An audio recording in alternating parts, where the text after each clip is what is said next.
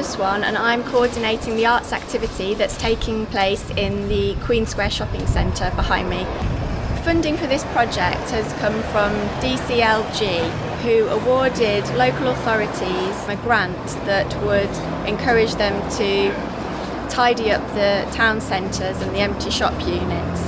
So working in partnership with the Arts Council, Sandwell Council has taken the innovative approach to use the empty shop units for arts activity to support the local creative people of the area and provide an alternative use for the shop units. Hi, I'm Shaun Morris. I'm an artist based locally and I'm involved in the Queen Square Art and Empty Buildings project, and I'm showing some of my portraits that I did of the people of West Bromwich a couple of years ago.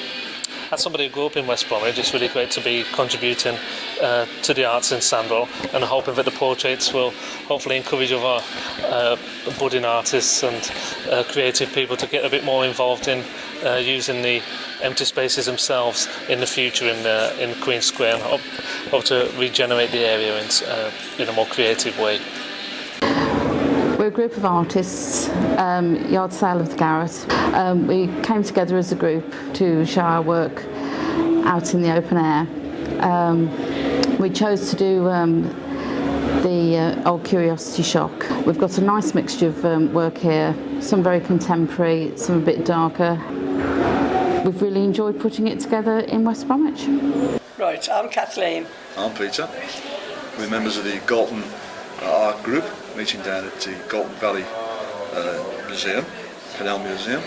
We've had a very good response. We've had over 600 people come in the shop. Some absolutely astonished by the work that's been done, and they're better than the ordinary galleries, they say. They couldn't believe the quality. They couldn't believe the quality of the art now.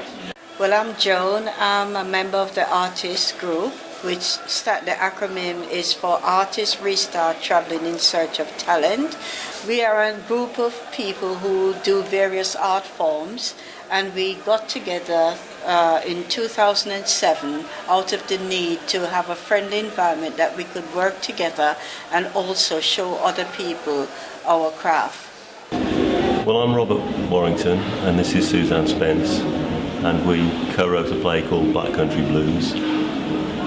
That was presented in Unit 26 as part of Arts in Queen Square in West Bromwich. Black Country Blues, the initial idea was that I just write a collaborative play with her, and we could do it as a drama and some production. But I think then Suzan heard about Arts in Queen Square, and she thought that would be a good way to launch the project.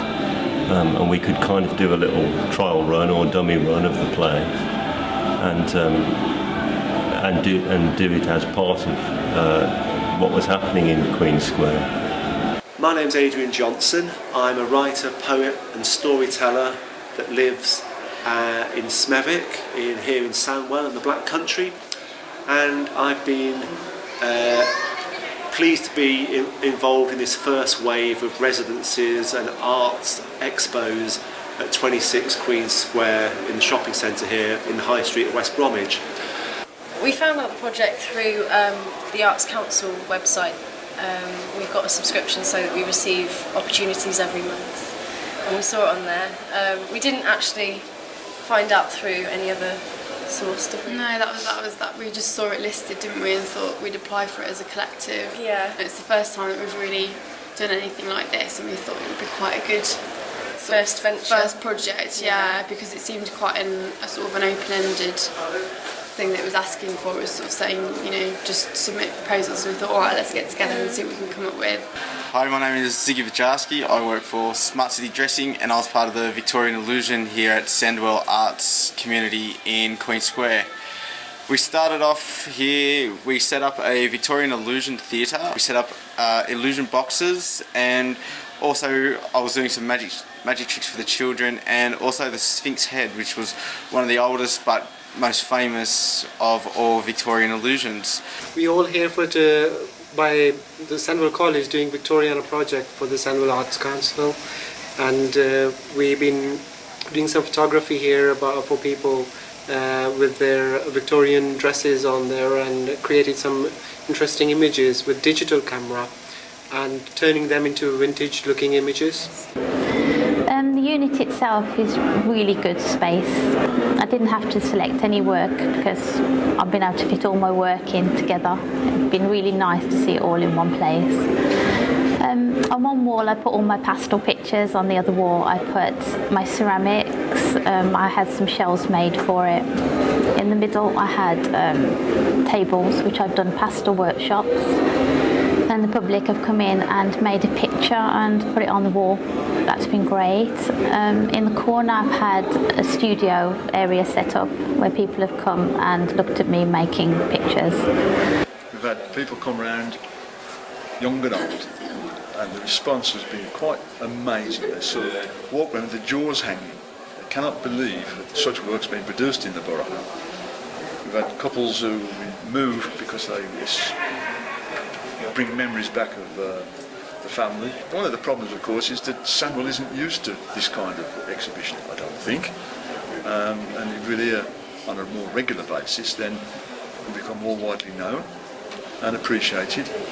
And perhaps we'll even sell a piece or two, who knows? Hopefully. Anyway. Our work reflects the cultural background that is in West Brom, because we have visitors walking in all different countries, and our group is unique because whatever language come in here, one of us can speak it or whatever. So we are unique with that. We don't have a language barrier, and this is what excites me with the group. What happened in the 3 weeks that I've been here, some of the young people that have been in have written stories about giant days in their lives, and that's been one of the ambitions for this space, to actually have people reimagine and recall giant moments in their lives. The thing that we've really enjoyed is getting to know the local people. We've had people who've been coming in regularly, and that's been really, really nice to sort of form a friendship with them, really, hasn't it? The people here are really open and friendly. Yeah, but that's what we wanted to find out. We wanted to find out, what they thought of the places and the things that they didn't have that they wanted, and the little sort of idiosyncrasies about a place that you only find out from talking to people who've lived here for their whole lives, and that's what I suppose that sort of means that the workshops were successful in a way, because we wanted obviously to give people a chance to be creative, to learn maybe how to do a skill, which will then increase their confidence in not just doing that but in everything else in their life, hopefully. As a group, we found this very useful as a space to exhibit our own work and to meet with members of the public of West Bromwich and to get their feedback as well. So it's been nice doing the workshops to meet people and introduce them to what we do. From a personal point of view, I've gained a lot in confidence, being able to interact with the public about my work, to talk about why I've made certain pieces, the ethos behind the images I've done. So really it's been a great opportunity, and I thank people who have organised it. And hopefully from the exposure I've had in the last couple of weeks, it might lead on to other opportunities. So thank you for that. The whole thing regarding West Bromwich Sandwell is that, in my opinion, didn't appear to be very arty. But this exercise, this project, appears to have awakened the council or the people who run the art to what is in the borough. And I look forward to the future bits.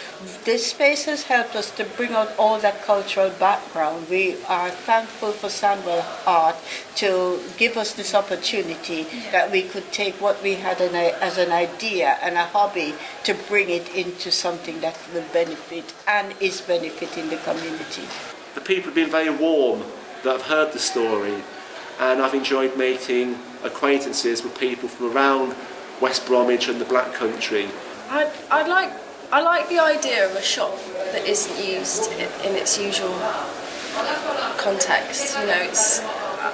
It intrigues people. They walk past and they think, "Well, what the hell's this?" kind of thing. I mean, because it's people don't have a lot of money, and to see a free sign with free tea, free coffee, and it just drew a lot of people in. We've had people bringing work in to show us, and that's been lovely. Yeah, and I just wanted to put them up on the wall. But to carry on, basically, I think it's a great idea. Yeah.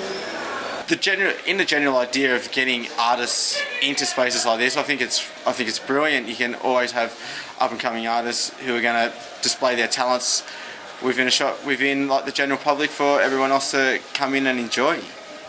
It really works nice actually, because it gives us photographers, student photographers, an opportunity to do some creative stuff using the public space provided by council and arts people. Really, and it helps build our portfolio, and for future we can improve our confidence working with public and create some more creative stuff. The Sandwell Arts in Queen Square project ended on the 31st of March 2011. During the past year, local artists and artist groups were given the opportunity to showcase their work, and the general public were encouraged to get involved in the arts. A colourful and varied programme of arts activity was achieved in the shopping centre that improved the appearance of Queen Square. The arts brought more and new visitors into the shopping centre, new partnerships were made, new skills were learnt, and it has been a great success. A big thank you to everyone that has been involved in the project, especially the steering group members who enabled the project to happen, and the artists for making the spaces alive. Due to the success and popularity of the programme, there are discussions about Phase 2, so keep an eye out for Sandwell Arts in Queen Square.